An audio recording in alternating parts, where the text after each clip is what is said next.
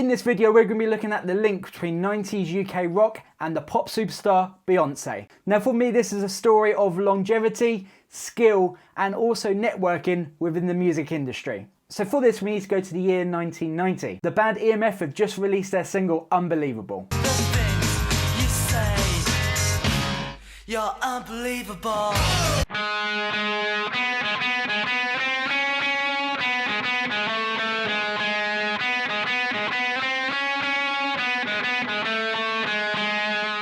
This song reached #1 in the US charts, and in the band, the principal songwriter and guitarist was called Ian Dench. I'd like to give a big thanks to the David J. Maloney Show for letting me use the clips of their interview with Ian Dench. It's massively appreciated, and you can find this interview in a link in the description box. Did you guys know or kind of have a feeling that song was going to be the hit while recording it in the studio? When we finished it, I can remember saying to James, I'm not sure if it's right, because we didn't really know quite what we sounded like on record. We'd never done any proper recordings before. We had really no idea. EMF also had another hit single in the UK, which was a cover of I'm a Believer by the Monkees, but they did this with the comedian Vic Reeves. So EMF went on hiatus in 1996, and Ian Dench formed the band Whistler that had great success on the independent scene. In the late 90s, Ian Dench met Amanda Ghost, who was an emerging singer-songwriter. We parted our separate ways with EMF.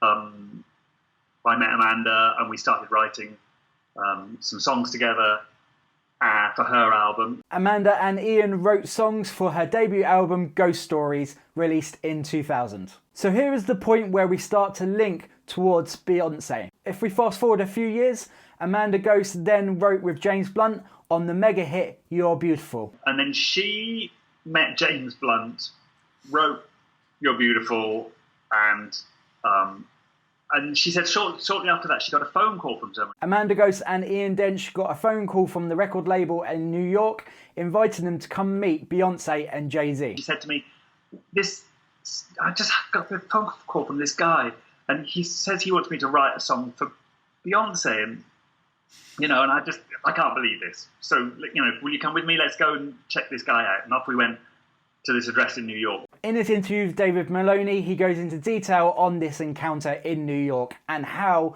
Beyonce would work with Ian and Amanda. And it was, lo and behold, it was the Universal building. Up we went to meet this guy called Tata Smith, and he's like, yeah, I want you to write a song for Beyonce. And we're like, well, Amanda sort of went, well, I don't really write songs for other people. I'm an artist, and the James Blunt thing was just a one-off, and he's like, well, no, come on, there's somebody I want you to meet, and in walks Beyonce and Jay-Z, and we were like, whoa, and Beyonce said, we'd love you to write a song. And now originally Amanda and Ian wanted more time when Beyonce asked whether they could help to write the song, but Beyonce pretty much said no.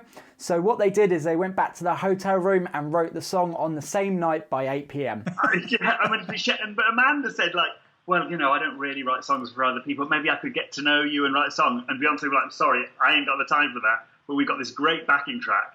And, we booked the studio for 8 o'clock tonight. Write us a song. And we were like, whoa. And so Amanda and I went back to the hotel and wrote Beautiful Liar. The song that Ian and Amanda helped to write with Beyonce is called Beautiful Liar, and it also has Shakira on vocals too. Now obviously this was a mega hit across the UK and also the US and Europe. You had two of really the biggest pop stars in Shakira and Beyonce on that track, and I quite like the actual instrumentation in the track. It's quite a South American Spanish kind of vibe to it, and then obviously Beyonce and Shakira have put their vocals over the top. Just there and then, and we went in, and that's the first time I think we'd written a song quite so quickly. Because when you're in a band, you start an idea, try it this way, you try it that way, and that was the first taste of pop songwriting, and so we which was great fun. It's something that happened so quickly. It's incredible. And now, Beautiful Liar was such a success for Beyonce, Shakira, Amanda, and Ian that Amanda and Ian actually wrote more tracks on the Beyonce album I Am Sasha Fierce. And then after that, we spent a while writing songs. We wrote Tattoo for Jordan Sparks, and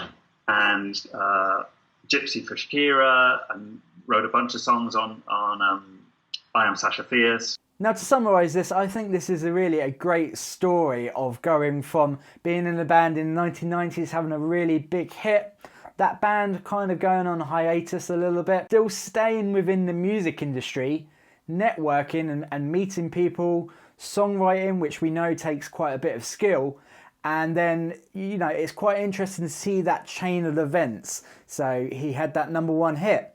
Then he had some independent success with a band. He met a singer-songwriter who released the album. I don't think the album really hit mega heights, but obviously that just pushed her name out a little bit as a singer-songwriter, which is where she met James Blunt, contributed to You're Beautiful, which was again such a massive hit, and that kind of pushed them out, gave them some attention, which then led to the call from the record label of Beyonce and Jay-Z. I think this provides a great insight into how some of the big pop stars operate. You had the story of Ian and Amanda getting invited over to New York, saying, okay, we've got this backing track, we need lyrics to it, and Beyonce saying, I want you to do it by tonight. And so Amanda and Ian, obviously, I'd assume, had a little bit of pressure that they had to write something that was good for them, good for Beyonce, and ultimately good for whoever was listening to the song when it got released.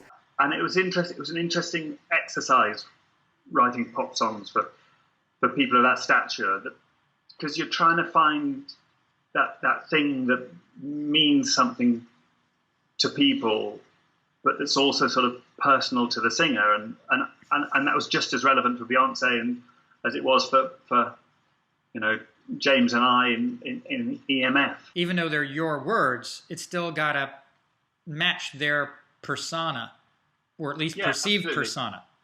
That's the truth, and I think that's something Beyonce was really good at doing. She'd be like, okay, play me some songs. What you got?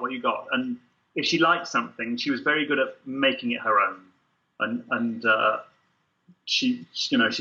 it would be a subtle change. I mean, just when she sings it, she makes it her own. But she'd be like, there would be certain lyrics she'd be go, I can't sing that. That's not me. And so we'd work on something else. EMF are still touring now, so they've come off hiatus. And I think this is just such a great example of someone's career, not just being the guitarist in the band, branching out to songwriting, not just for rock bands, but also for pop stars too. So I hope you enjoyed this little story of how 90s UK rock eventually got its way to writing for Beyonce. Hope you enjoyed this video. If you did, click the like button, click the subscribe and the bell. That way you'll be notified each week when I upload a guitar lesson.